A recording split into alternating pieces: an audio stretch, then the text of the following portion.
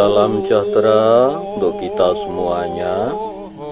Rahayu, Rahayu, Rahayu.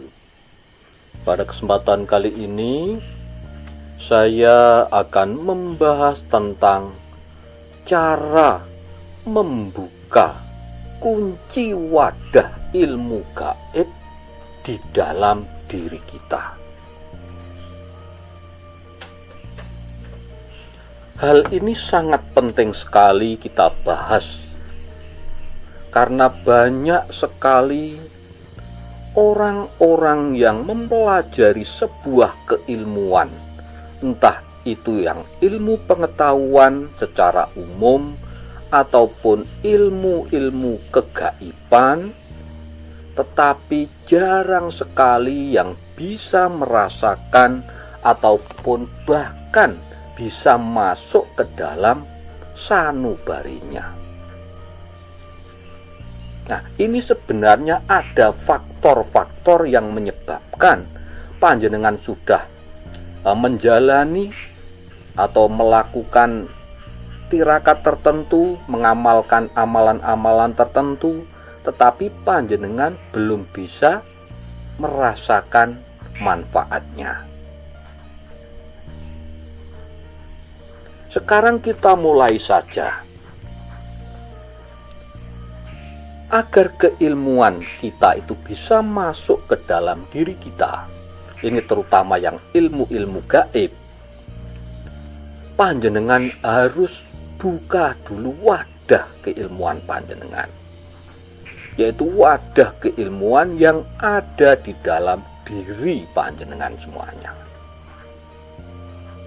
Kalau sudah kita buka, kita perbesar wadah kita. Nah, apa yang menyebabkan kok sampai ilmu-ilmu yang banyak kita pelajari, tetapi sedikit sekali yang bisa masuk ke dalam diri kita, atau bahkan kita tidak merasakan efeknya? Nah, ini karena sebenarnya pikiran kita, hati kita itu sudah penuh dengan memori-memori yang tidak bagus. Ibarat rumah kita itu penuh dengan barang-barang rongsokan, sehingga kalau kita isi dengan ilmu apapun, maka tidak akan pernah bisa masuk. Nah, bagaimana caranya agar ilmu, terutama ilmu kegaiban yang kita pelajari itu bisa cepat masuk ke dalam diri kita? Ya, kuncinya harus kita bersihkan dulu. Seumpama kita mempelajari sesuatu, ilmu apapun, ini pasti kita melihat, kita membaca, kita mendengarkan, kemudian baru kita pahami. Nah, kalau kita melihat, kita membaca, kita mendengar, tetapi tidak nyentel di pikiran, ini kan ada yang salah di pikiran kita. Ini masalah kesadaran pikiran. Jadi pikiran kita harus bersih dulu. Bersih dari kotoran-kotoran yang negatif tadi. Kemudian setelah di otak sadar itu bersih, kita harus memprogram juga otak bawah sadar kita. Jadi kesadaran kita ini hanya 12% saja. Ini yang sehari-hari kita lakukan hanya 12% saja dari kemampuan otak kita. Ini sisanya adalah di bawah sadar, otak bawah sadar. Nah, ini juga harus kita perbarui, kita program ulang agar menjadi positif. Kita beri masukan-masukan yang positif Seumpama kita tadi mempelajari keilmuan, ya keilmuan yang positif itu yang kita ulang-ulang di dalam pendengaran kita, penglihatan kita, ucapan kita. Akhirnya nanti apa? Terekam di otak bawah sadar kita. Nah, setelah itu hati dan rasa kita.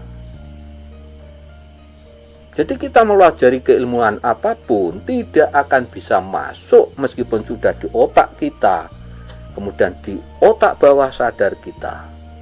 Tetapi kalau belum masuk ke dalam rasa dan hati kita, ini juga akhirnya tidak bisa meresap betul, tidak bisa masuk betul ke dalam diri kita, ke dalam sanubari kita. Maka hati dan rasa kita harus juga kita bersihkan. Kalau ajaran leluhur kita dulu itu sebenarnya sangat sederhana. Jadi untuk membersihkan itu, yang pertama ya diniati untuk membersihkan dulu wadah keilmuan kita. Ya, wadah keilmuannya apa? Ya otak kita, ya hati kita, ya rasa kita. Itu kita bersihkan dulu. Dengan cara apa? Nyuwun pangapura. Memohon ampun kepada Gusti Kang Akarya Jagat. Nah, dengan memohon ampun, membersihkan diri kita, membersihkan hati kita, nanti apa akhirnya kotoran-kotoran tadi, rongsokan-rongsokan yang tidak berguna tadi, itu sedikit demi sedikit akan keluar. Akhirnya apa? Lega.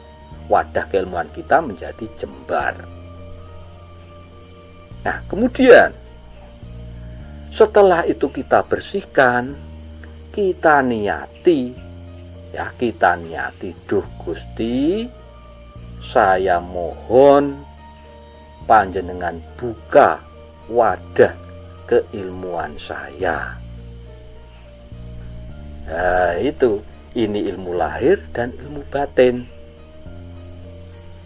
Jadi diniatkan di dalam hati untuk membuka wadah keilmuan secara lahir dan batin. Nah, setelah diniati, kalau leluhur kita dulu terus puasa. Nah, puasanya itu yang sering digunakan agar padang hati, agar padang pikirane, ya menggunakan puasa mutih. Minimal ya 7 hari. Makanya dulu kalau mengerjakan sesuatu keilmuan, itu kalau di Jawa leluhur kita dulu itu dibarengi dengan puasa. Ada yang puasa pati geni, ada yang puasa mutih. Tujuannya apa? Di samping kita menjadi tenang, ya, lafal-lafal atau montro-montro atau doa-doa itu tadi akan cepat masuk meresap ke dalam sanubari kita. Ya, jadi tahapannya saya ulangi. Yang pertama, dibersihkan dulu pikiran dan hatinya, perasaannya, dengan memohon ampun kepada Gusti Kang Akarya Jagat. Kemudian setelah dibersihkan, memohon ampun, ya, diniati di dalam hati untuk membuka wadah keilmuan. Nah, setelah itu berpuasa mutih, terutama dengan niatan tadi untuk membuka wadah keilmuan panjenengan. Kemudian yang terakhir biasanya ngebleng. Jadi 7 hari 7 malam puasa mutih ditambah ngebleng. Ngebleng itu tidak makan, tidak minum, dan tidak tidur. Dengan kita tidak tidur, itu membuat pikiran kita akan menjadi semakin cerdas. Nah, disitulah nanti keilmuan panjenengan akan cepat meresap, akan cepat masuk. Nah, setelah itu kemudian banyak-banyaklah untuk bersemedi. Tujuan bersemedi adalah membangkitkan daya spiritual kita, daya hidup kita itu agar lebih besar. Jadi daya hidup kita yang diberikan Tuhan Yang Maha Kuasa itu akan menjadi lebih besar. Dan dengan bersemedi, maka apa? Pikiran kita, hati kita akan menjadi tenang. Kalau pikiran dan hati kita menjadi tenang, maka keilmuan akan mudah masuk.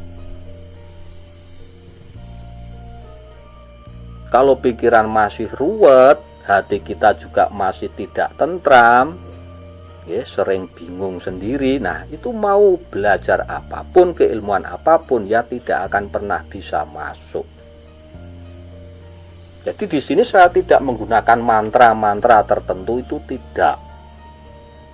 Jadi ini kunci-kunci sebagai pembukanya itu tadi. Yang penting panjenengan bersihkan dulu hati dan pikiran panjenengan dengan memohon ampun karena kita banyak kesalahan, banyak rereket di dalam diri kita. Dan dengan cara bersemedi ini, maka apa? Pikiran kita menjadi lebih tenang, lebih terang, lebih mudah mengingat. Hati kita juga akan menjadi lebih tenang, lebih tentram. Dan kalau hal itu sudah terjadi, maka apa? Tambah bening hati kita. Ketika bening, maka ilmu apapun akan mudah masuk ke dalam diri kita. Dan tadi dengan cara berpuasa tadi, kenapa berpuasa kok juga bisa membuka wadah keilmuan kita? Karena berpuasa itu adalah untuk agar diri kita itu sehat sebenarnya. Nah, sehat di sini adalah sehat jasmani dan sehat rohani. Kalau rohaninya sehat, ya, tidak sakit, maka apa? Dengan kesehatan itu tadi, sehat rohani itu sehat hati kita, rasa kita. Kalau sehat itu ya sudah tenang. Nah, maka akan mudah masuk. Ya, jadi itu tahapan-tahapan kita, kunci caranya untuk membuka kunci wadah keilmuan, terutama ilmu gaib di dalam diri kita. Mudah-mudahan dengan cara ini maka apapun ilmu yang panjenengan pelajari, entah itu ilmu pengetahuan umum maupun ilmu gaib, maka akan cepat masuk ke dalam diri panjenengan semua. Demikian, mudah-mudahan bahasan kita kali ini bisa bermanfaat untuk kita semuanya. Dan bagi sedulur-sedulur, silahkan tinggalkan komentar panjenengan di kolom komentar. Sekali lagi terima kasih. Wassalamualaikum warahmatullahi